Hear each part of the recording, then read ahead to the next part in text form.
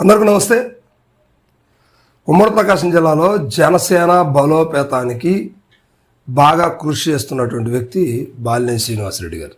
ఎందుకంటే ఒక రకంగా చెప్పాలంటే బాలినేని శ్రీనివాసరెడ్డి గారికి ఇప్పుడు లైఫ్ అండ్ డెత్ సమస్య. ఎందుకంటే వైసీపీ నుంచి బయటకు వచ్చారు, మళ్ళీ వైసీపీలోకి వెళ్ళలేరు, ఇక వెళ్ళే పరిస్థితి కూడా కనిపించట్లేదు, అక్కడ అవకాశాలు లేవు.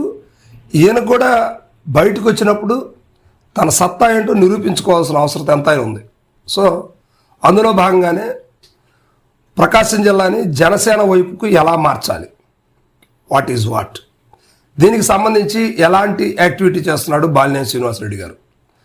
గతంలో 2019 ఎన్నికల్లో ఎవరైతే వైసీపీ నుంచి గెలిచి తనకి దగ్గరగా ఉన్నారో, అంటే అప్పుడు ఆయన మంత్రిగా పనిచేశారు కదా, 2024లో ఎవరైతే వైసీపీ వాళ్ళు టికెట్ కోల్పోయారో అలాంటి వారి మీద టార్గెట్ చేశారు. అలాంటి వారందరినీ ఇప్పుడు బాలినేని శ్రీనివాసరెడ్డి గారు టచ్లో ఉన్నారు. సో మొత్తం మీద ఒక 4 వ్యక్తులకి బాలినేని బాగా సమీపస్తుడయ్యాడు. ఈ 4 కూడా జనసేనలోకి వెళ్ళడానికి సిద్ధంగా ఉన్నట్టు కూడా సమాచారం. అయితే మొదటగా ప్రతిపక్షాన్ని నేను తిట్టను, నిందించను, అంత అవసరం లేదు, పార్టీ టికెట్ ఇచ్చినా ఇవ్వకపోయినా పార్టీ కోసం పనిచేస్తాం, కానీ తిడితేనే టికెట్ అంటే అలాంటి పార్టీలు ఉన్నా లేకపోయినా నాకు బాధ లేదు అని చెప్పినటువంటి వ్యక్తి కందుకూరు మాజీ మంత్రి, మాజీ ఎమ్మెల్యే మానుగుంట మహేందర్ రెడ్డి గారు. సో ఈయన కూడా ఇప్పుడు బాలినేని గారికి టచ్లో ఉన్నారు. సో ఒకవేళ జనసేన తరఫున రేపు ప్రకాశం జిల్లా నుంచి ఒకలా కంటెస్ట్ చేయాల్సి వస్తే ఒంగోలు పార్లమెంట్ నుంచి కానీ కందుకూరు అసెంబ్లీ స్థానానికి కానీ ఈయన పోటీ చేయడానికి సిద్ధంగా ఉన్నట్లు కూడా సమాచారం. సో ఇక రెండోది, దర్శిలో 2 వ్యక్తులు ఉన్నారు. ఆయన కూడా మాజీ మంత్రి సిద్ధా రాఘవరావు గారు. అదేవిధంగా మరో ఎమ్మెల్యేగా పనిచేసినటువంటి 2019లో భారీ మెజార్టీలతో 45-50 వేల మెజార్టీతో గెలిచినటువంటి వ్యక్తి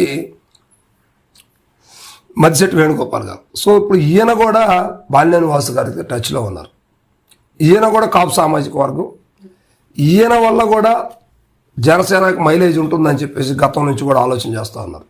సో ఇప్పుడు ఈయన కూడా జనసేనలోకి మళ్ళీ వెళ్ళే అవకాశాలు అయితే కనిపిస్తూ ఉన్నాయి. అదేవిధంగా సిద్ధా రాఘవరావు గారు కూడా టీడీపీలోకి వెళ్తున్నారు, మళ్ళీ వైసీపీలోని యాక్టివ్ అవుతున్నారు, లేదా జనసేనలోకి వెళ్తున్నారు అని చెప్పి రకరకాల టాపిక్స్ వచ్చినాయి.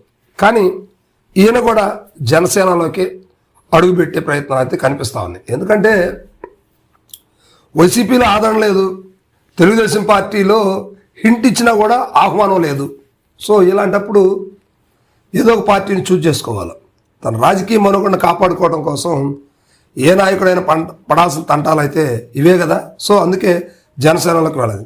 ఇక ఫైనల్గా డేరింగ్ అండ్ డాషింగ్ పాలిటిక్స్ నాయకుడు చీరాల మాజీ ఎమ్మెల్యే ఆమంచి కృష్ణమోహన్ గారు ఇండిపెండెంట్గా కూడా ఈయన గెలిచారు. ఈయనకంటూ ఒక ప్రత్యేక స్థానం ఉంది. చీరాల్లో ఆమంచి అంటే ఒక బ్రాండ్ అని చెప్పుకునే పరిస్థితులు ఉన్నాయి. సో ఇలాంటి ఆమంచి కృష్ణమోహన్ గారు కూడా ఉట్టికి స్వర్గానికి కాకుండా పోయారు అనే మాటలైతే ఆయన అనుచర వర్గం నుంచి కూడా వినిపిస్తూ ఉన్నాయి. కాంగ్రెస్ పార్టీలో ఉండి ఏమి లాభం, రెండో ప్రత్యామ్నాయ పార్టీగా అవతరించినప్పుడు కూడా చీరాల్లో ప్రయోజనం లేదు కదా. సో అందుకే జనసేనలకు వెళ్ళే అవకాశాలు కనిపిస్తున్నాయి. టీడీపీకి ఇటీవల ఆయన ఇంటర్వ్యూలో మాట్లాడుతూ కూడా టీడీపీ నాకు అందరు సన్నిహితులే, వైసీపీ అందరు సన్నిహితులే, ఇంకా ఎన్నికలకు 2.5-3 సంవత్సరాల టైం ఉంది కాబట్టి సో తొందర ఏం లేదని మాట్లాడుతున్నారు. కానీ బాలినేని వాసు గారు మాత్రం ఆమంచి గారితో నిత్యం టచ్లో ఉంటున్నారు. త్వరలో ఆయన కూడా జనసేనలోకి వెళ్తారు. సో ఇలా ప్రకాశం జిల్లాలో ఎక్కడైతే వైసీపీ నుంచి డ్యామేజ్ జరిగిందో, లేకపోతే 2 పార్టీల మధ్య ఇబ్బంది పడ్డారో అలాంటి వారందరిని కూడా బాలినేని వాసు గారు టచ్లో పెట్టుకున్నారు. సో ఇప్పుడు వీళ్ళే కాదు, ఇంకా 2-3 నాయకులు కూడా బాలినేని వాసు గారితో గట్టిగా టచ్లో ఉన్నారు. సో వీళ్ళ వ్యవహారం కూడా ఏంటి అనేది కొంచెం త్వరలో మనకి బయటకు వెలువడి ఉంది. అయితే ప్రస్తుతానికి ఈ 4 మాత్రం ప్రకాశం జిల్లాలో ఇప్పుడు బాలినేని వాసు గారికి ఆయన సారథ్యంలో పనిచేయడానికి సిద్ధంగా ఉన్నట్లు కూడా సమాచారం. అయితే అఫీషియల్గా ఎప్పుడు కండవా కప్పుకుంటారు ఏంటి అనేది మాత్రం కొంచెం వెయిట్ చేయాల్సిన పరిస్థితి. సో మొత్తానికి ప్రకాశం జిల్లాలో వైసీపీ కాదు, టీడీపీ కాదు, జనసేనకు ఒక ప్రత్యేక స్థానం చూపిస్తాను అని చెప్పి పవన్ కళ్యాణ్ దగ్గర చెప్పినటువంటి మాటని గట్టిగా పట్టుబట్టి ప్రకాశం జిల్లాలో గట్టిగా వ్యవహారం చేస్తున్నారు బాలినేని శ్రీనివాసరెడ్డి గారు. మరి ముందు ఎలా జరుగుతుంది ఏంటి అనేది మాత్రం వెయిట్ చేయాల్సిన పరిస్థితి ఉంది. Thank you.